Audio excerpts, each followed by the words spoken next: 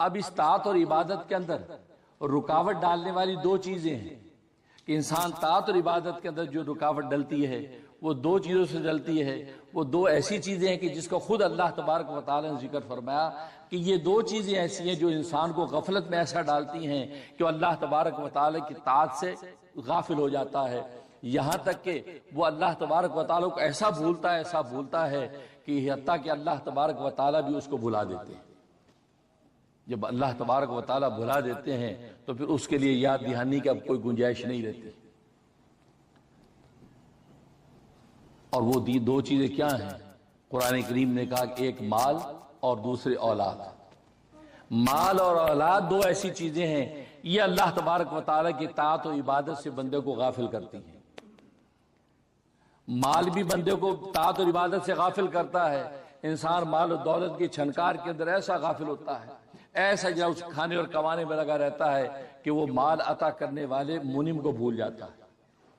دوسرا اولاد، اس اولاد کی محبت میں ایسا جو سرشار رہتا ہے، اس اولاد کے منشا کو پورا کرنے، اس کی اچھی اور بہتری زندگی کی طرف سوچنے میں ایسا منہمک رہتا ہے کہ یہ بھول ہی جاتا ہے کہ جس رب کریم نے یہ اولاد کی نعمت عطا کی ہے اس کا بھی تو مجھے شکر کرنا ہے.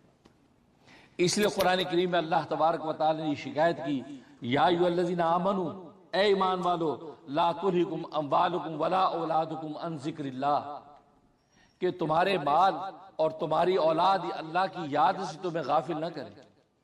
یہ بہت بڑا انعام ہے جو میں نے تمہیں عطا کیا ہے.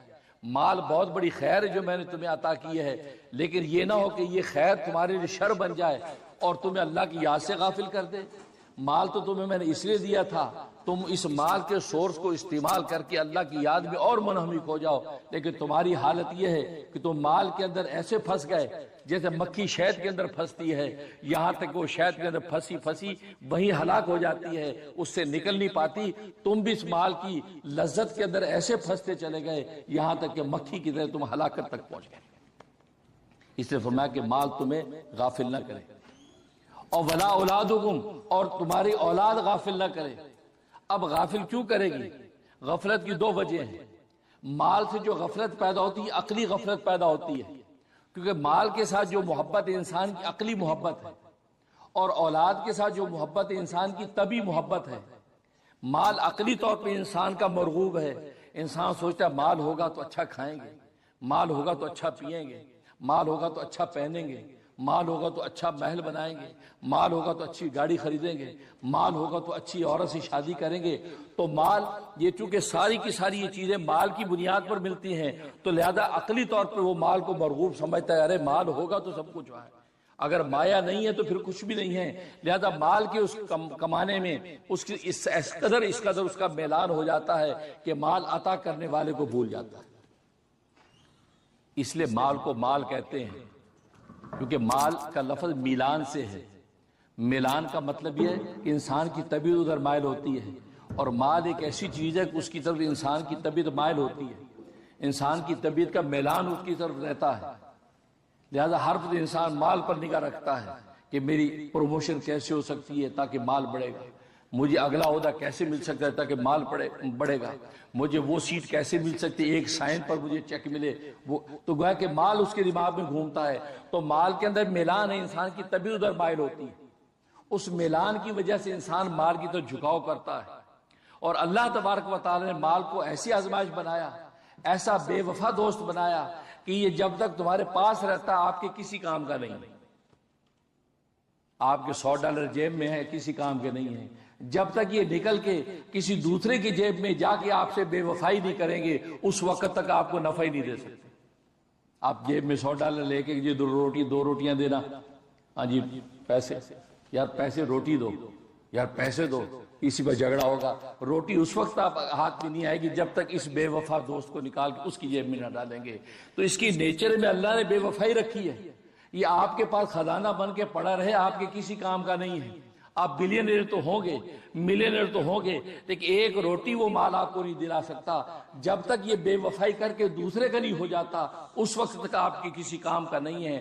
جب یہ دوست اتنا بے وفا ہے، اس کی گھٹی میں ہی جو اللہ تبارک و تعالی نے بے وفائی رکھی ہے، اس سے محبت کرنا حماقت کے علاوہ کچھ نہیں. आमक होगा जो इससे मोहब्बत करेगा। हाँ, जरूरत का ताल्लुक अगर रखेगा तो ये कामयाब हो जाएगा। जहां जरूरत होगी खुल के माल खर्च करेगा, जहां जरूरत नहीं वहां माल को होल्ड करेगा। बस जरूरत का ताल्लुक इसके कायम रहेगा तो अल्लाह तबारक व तआला इस माल को आपके लिए ऐसा नाफे बनाएंगे, इस माल के जरिए से दुनिया में बैठ के आप जन्नत को खरीद लेंगे। चाचा साहबा ने इस माल से जन्नत खरीदी नहीं, माल लुटाया, जन्नतों के फैसले कर दिए। उस्मान गनी रजी अल्लाह तआला माल लुटाया, नबी ने दुनिया में जन्नत की बशारत दे दी।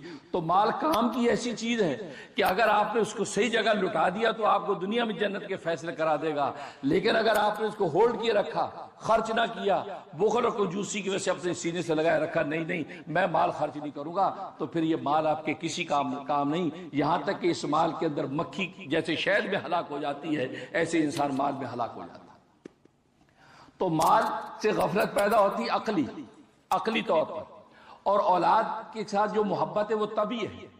इंसान अकली तौर पर अपनी औलाद को जितना भी इबा करे कि नहीं ये औलाद गंदी है, ये नाफरमान है, मुझे उससे कोई ताल्लुक नहीं रखना, लेकिन अंदर का जो खूनी रिश्ता वो फिर औलाद की तरफ उसको मुतवज्जे करेगा।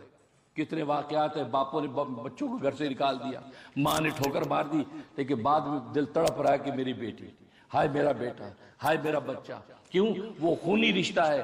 तो तभी मिलान जो औलाद के साथ है, ये तभी मिलान इंसान को गाफिल कर देता है। इंसान इतना उसकी तरफ मायल हो जाता है कि वो देखता ही नहीं कि तबीयत तो ये कहती है लेकिन शरीयत क्या कहती है। बस ये तकाबुल आता है तो वो तबीयत पर जो वो शरीयत को गालिब नहीं करता, बल्कि शरीयत पर तबीयत को गालिब करके वो अपनी औलाद के लिए वो कर देता है कि जो अल्लाह तबारक व तआला की शरीयत उसकी इजाजत नहीं देती, यहाँ तक दुनिया में उसके लिए हलाकत का फैसला हो जाता है। तो गोया कि ये दो चीजें हैं जो अल्लाह की ताअत और इबादत से रोकती हैं। एक माल वो अपने अक्ली मैलान की वजह से, और दूसरी औलाद अपनी तबी मैलान की वजह से वो अल्लाह तबारक व तआला की ताअत से रोकती है। जानते कि किस्तवार हमने ये सिलसिला शुरू कर रखा है कि जिसमें औलिया अल्लाह की सिफात व अखलाक बतलाते हैं, और अब तक तकरीबन 45 औलिया अल्लाह के जो है सिफात व अखलाक जिक्र हो गए हैं, और आज 10वीं किस्त है, और एक किस्त में हम 5 अखलाक व सिफात जिक्र करते हैं। तो आज 10वीं किस्त है तो 5 अखलाक व सिफात पर गुफ्तगू करेंगे, और यूं तकरीबन जो 50 अखलाक व सिफात औलिया कामिलीन के हमारे सामने आ जाएंगे, और ज़ाहिर है कि हमारे लिए बड़ी मशअल राह है। जहाँ तक औलिया अल्लाह के अखलाक व सिफात में से एक सिफत यह है कि ये जो है औलिया कामिलीन जो है वो रिक़त क़ल्ब और गिरिया बुका जो है इन पर तारी रहता है।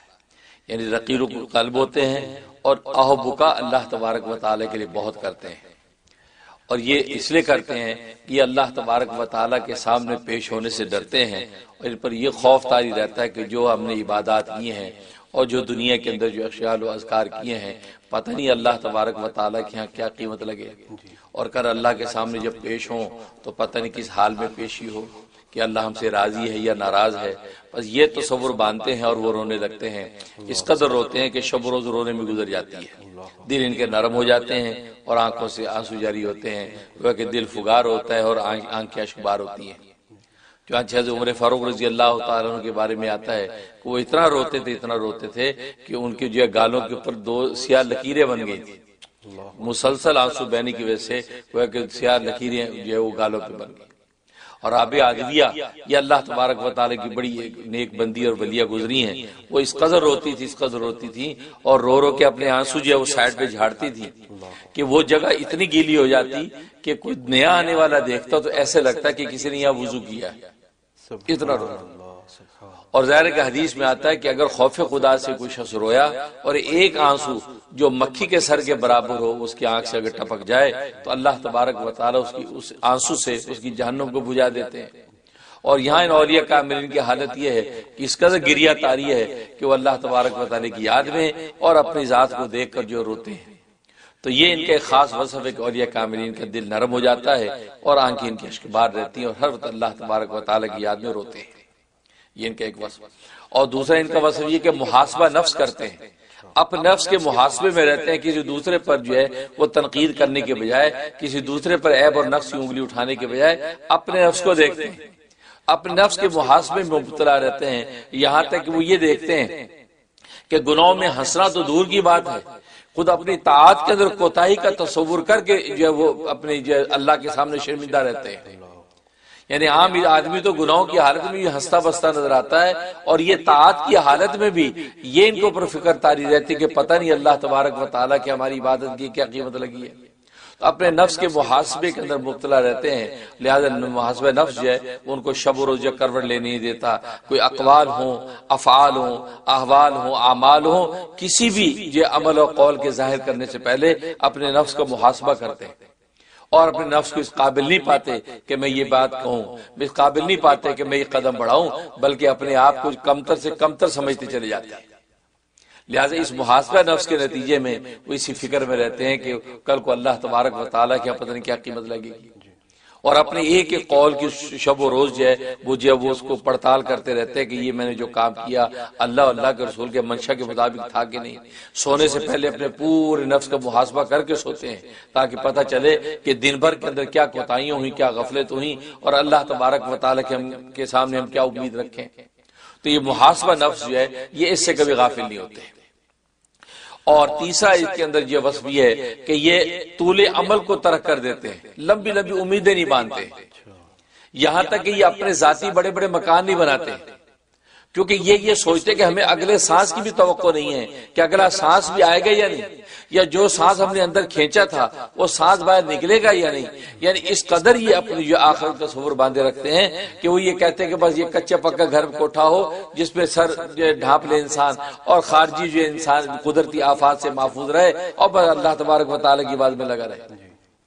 لہذا یہ تصور باندھ کے یہ طول عمل سے اعتراض کرتے ہیں کہ لمبی لمبی امیدیں نہیں باندھتے، اور یہ سوچتے ہیں کہ پتہ نہیں کب بلاوا آ جائے۔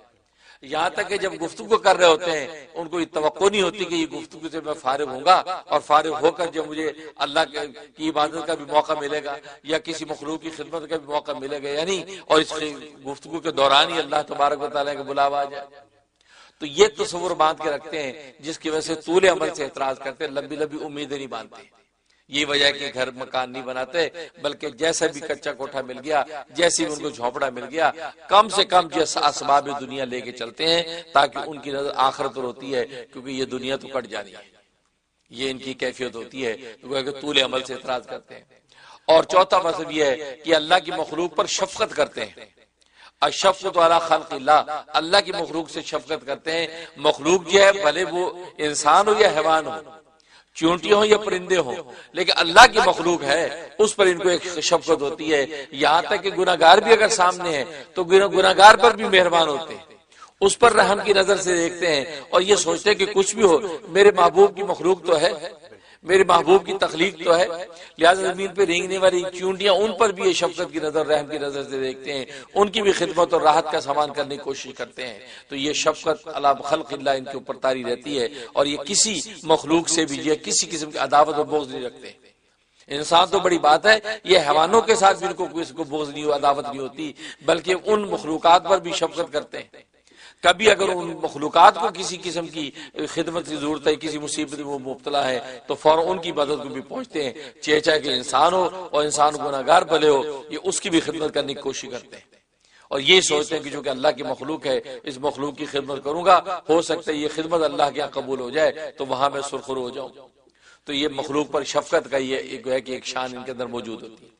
اور پانچواں وصف ان کے اندر یہ ہوتا ہے، یہ ترک جدال کرتے ہیں، لڑائی جھگڑے سے بچتے ہیں، یہ بحث مباحثہ مناظرہ نہیں کرتے ہیں۔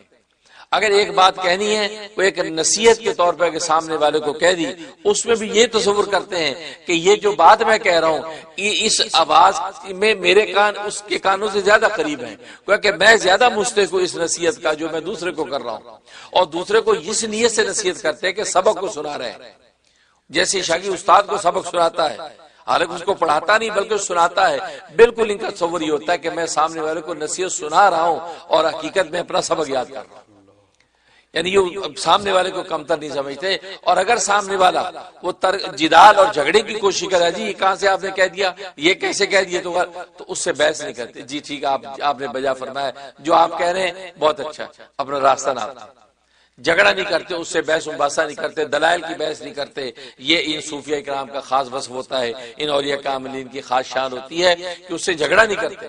یہاں تک کہ اگر کوئی شخص یہ کہتا ہے یار یہ کتب ابدال کا وجود کہاں سے آ گیا، یہ کون کتب ہوتے ہیں، کون ابدال ہوتے ہیں، یہ کہاں سے ثابت ہے، کہ جی ٹھیک ہے آپ جو کہتے ہیں جی بس شکریہ، ہم تو نہیں مانتے، کہ جی ٹھیک بہت اچھا، آپ کی مرضی، میں نے جو کہنا تھا کہہ دیا.